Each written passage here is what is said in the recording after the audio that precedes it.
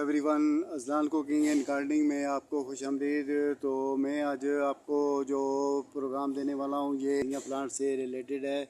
Zeenia plant में आपको पता है कि कई रंग पाए जाती हैं और ये कलर जो हैं इसमें जो है कहने वाले तो बाज़ार से सीडिंग वाले तो आपको बताते हैं कि हमारे पास 5 कलर हैं, 7 हैं, 10 हैं। तो बात ये है कि कलर एक ही होता है, तो वही कलर होता है और वही यहाँ से डिवाइड होता है। और जैसे जैसे फूल खिलते रहते हैं तो कलर भंवरों की वजह से और पोलिनेटर की वजह से कलर जो हैं वो डिवाइड होते रहते हैं। तो ये कोई इतनी बड़ी बात नहीं है, बात बड़ी बहुत बड़ी भी है और कुछ भी नहीं है। बड़ी इस तरह से है कि ये अल्लाह की शान है। तो ये सारे काम अल्लाह के हुक्म से होते हैं और ये फूलों में कलर जो हैं ये पोलिनेटिंग का रिज़ल्ट होता है। तो ये कलर चेंज होते रहते हैं और मुख्तलिफ कलर बनते रहते हैं। इसी तरह से ये हमारे पास जो ज़ीनिया प्लांट लगे हुए हैं, ये ज़ीनिया प्लांट हमने मार्च के शुरू में लगाए थे। तो एक बात जो मैं आपको बतानी ज़रूरी समझता हूँ वो मैं आपको पहले आपको बता देता हूँ कि ये जो ज़ीनिया प्लांट है ये आप सीडलिंग से लगा सकते हैं। उसके अलावा आप इसकी कटिंग नहीं लगती है इसकी, और इसके अलावा आप इसकी ट्रांसप्लांटिंग कर सकते हैं।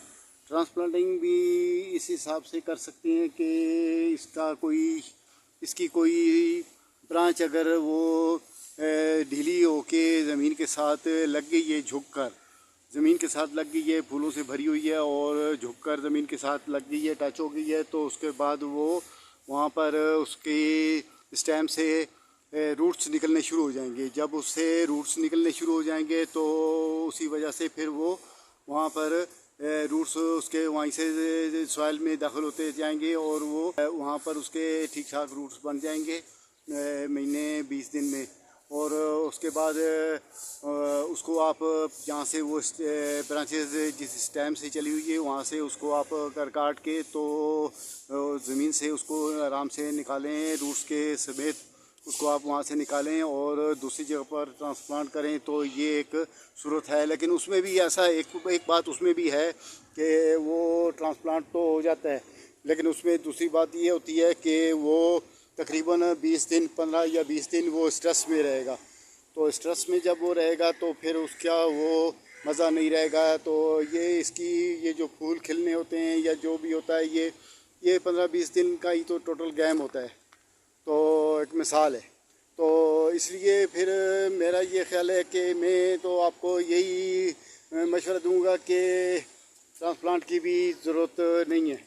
आप इनको इसी तरह से सीडिंग करें और जहाँ जहाँ आपको ये प्लांट चाहिए वहाँ पर आप 2-2 दाने सीड्स के डाल दें और वहीं ग्राउट कर दें। उनको ग्राउट भी ज़्यादा गहरे नहीं करने हैं, बल्कि तकरीबन मामूली से उसको आधी इंच तक उसको ग्राउट करना है या इससे भी कम ग्राउट उसको करना है।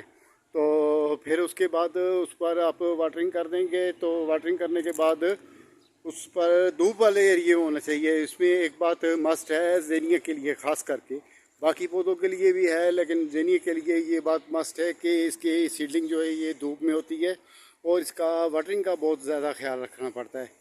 तो जब इसकी वाटरिंग का आप ख्याल रखेंगे तो वो सीड आपके जो है उस पर सारा दिन धूप पड़ेगी तो वो जल्द से जल्द वो बीज जो हैं वो उनकी सीडलिंग जो है वो सीडलिंग जो है वो ग्रो करनी शुरू हो जाएगी। और इसी तरह से वो पौधे जो हैं एक हफ्ते के अंदर अंदर वो पौधे जो हैं आपके वो किसी काबिल हो जाएंगे और उनमें फ्लावरिंग शुरू हो जाती है। यानी 5 से 6 पत्ते जब उसके लीव निकलें तो उसके साथ ही उसमें फ्लावर आने शुरू हो जाते हैं।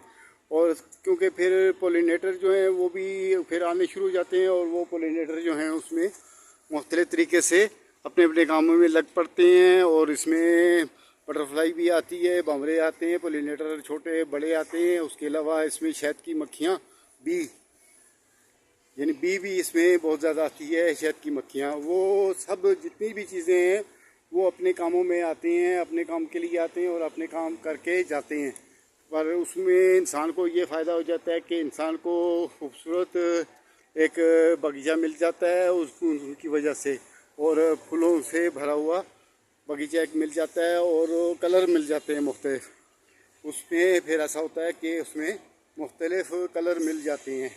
अगर पोलिनेटर ना हो तो फिर कलर आपको नहीं मिलेंगे, हो सकता है आपको फूल भी ना मिले। तो इसलिए पोलिनेटर का जो है वो बड़ा अहम किरदार होता है। तो पोलिनेटर जो हैं वो अपने काम से पर लगे रहते हैं और उनमें अच्छी तरीके से वो फ्लावरिंग में अपने अपने राउंड लगाते हैं और वो बड़े अच्छे तरीके से इनकी फ्लावरिंग को एक एक को चेक करते हैं और उनकी उनसे वहाँ से वो मिठास हासिल करते हैं। इस तरह से इसमें बी जो है बी भी आती है और ये बी जो है ये दो तीन क्वालिटी में यहाँ आती है। एक बड़ी बी आती है और एक मीडियम आती है और एक स्मॉल आती है। स्मॉल को हम यहाँ पाकिस्तान के एबटाबाद में हम लोग इसको चली मक्खी कहते हैं। तो ये भी आती हैं, ये भी पोलिनेटिंग का काम भी करती हैं और यहाँ से शहद भी लेके जाती हैं। तो इनका सबका अपना अपना काम है, अपने अपने टाइम में आती हैं। इसी तरह बम्बरे आती हैं और बड़े पोलिनेटर भी आते हैं, वो भी यहाँ पर खूब चक्कर लगाते हैं।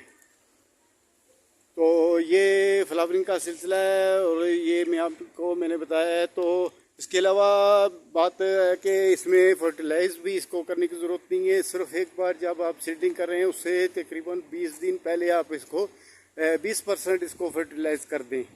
सिर्फ 20% करना है, उससे ज़्यादा आपने इसको फर्टिलाइज़ नहीं करना है। तो फिर उसके बाद आपने इसको आखिर तक इसको फर्टिलाइज़र रियलाइज़ नहीं करना है। बस ये इसी तरह से फिर ये आपके प्लांट जितने भी हैं ये आपके इसी तरह से ग्रो करते रहेंगे। सिर्फ आपने इस पर वाटरिंग का ख्याल रखना है और इसमें जो है धूप का इसमें बहुत ज़्यादा ख्याल करना है। सनलाइट इनको ज़रूरत होती है तो वो इनको आपने मुहैया करनी है। तो ये मेरी वीडियो अभी काफ़ी होगी है, तो मैं आपसे इजाज़त चाहता हूँ। ओके, खुदा हाफिज़।